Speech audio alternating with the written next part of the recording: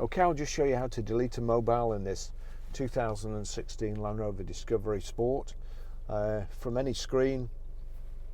Telephone's on the right hand side here, or if you on the home screen, the menu, you see there the phone. Click on the phone.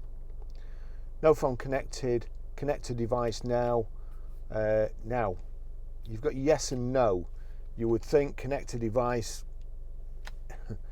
would be no, you want to delete one, but if you click yes, now then it gives you this extra menu, and you've got here Bluetooth, search for Bluetooth devices, make discoverable, or list of paired devices. So we want list of paired devices, and you see my phone there.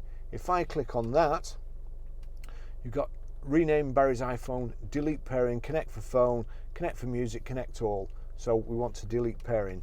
Delete pairing for Barry's iPhone, yes. That's it, gone.